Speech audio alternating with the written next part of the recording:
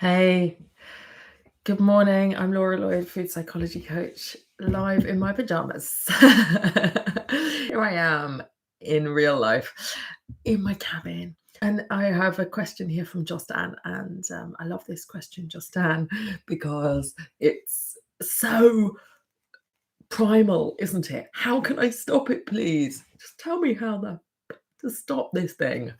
And I don't know if it's relating to overeating, constantly obsessing about food, or binge eating, but um, the interesting thing about it that I have found is, of course, you want it gone yesterday. Of course, you can't wait to be on the other side of it and living a life where you get to put your energy into the things that you really care about instead of obsessing about this foodie stuff.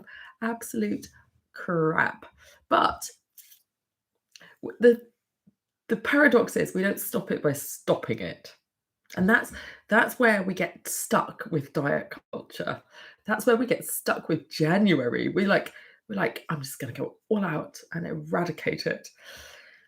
And real change doesn't happen that way. Your first change will be irritating because it will be like more awareness, but the awareness, your brain will still be catching up, like, oh, I'm doing this stuff. Um, I don't know how to stop doing this stuff. So you'll see yourself doing it. You'll be more honest with yourself at first. And it will all come onto your radar, but at the same time, you'll still be doing it. And that can be disappointing, that can be frustrating, and you can feel like you're failing a lot. Whereas when you're on a diet, you just clean everything up, stop it, just stop it. Let's just stop all of that and just do this clean, measured thing instead.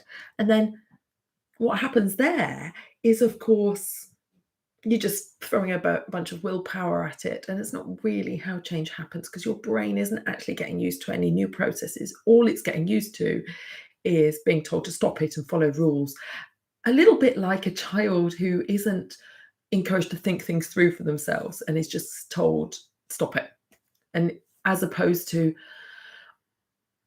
you know, is it safe for you to go over there?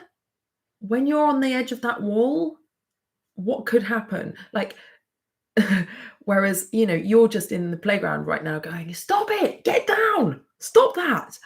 And it is a different process, right? You're not really encouraging new neural pathways with that stop it approach. So we don't stop it by stopping it. And this applies to, and I really want you to hear this, everybody. And Jostanne, thank you for asking this question for all binge eaters out there. That trying to stop it is part of what makes you backlash against it.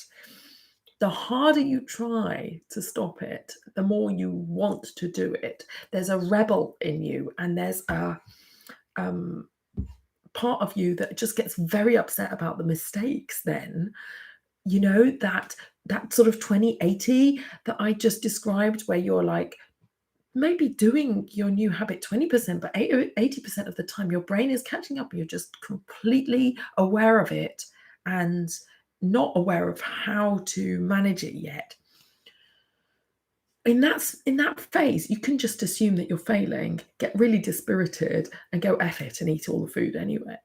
If you don't have a coach on board who helps you through that phase and be like, yeah, but this is already happening, but you're already understanding, but this awareness counts, because we're so used to giving ourselves a really hard time about the results, about the actual eating, and we don't see that as part of the tip of an iceberg. And we have to see some of that work that we're doing at an awareness level as very, very, very valuable. So if you are binge eating, maybe the objective is not to stop it. Maybe the objective is to understand it, to unwind it gently, and to diminish those binges to a point where they're barely significant, very, very rare, perhaps even finished with. But we want to be cured. We want it to be gone.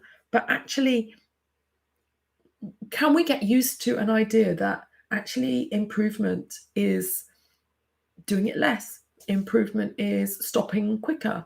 Improvement is catching an overeat before it snowballs all the way into an all-out binge, or stopping a binge halfway through, stopping after 7 cookies and going, actually, I can stop at any time, and that this is not satisfying. I'm just gonna do that there.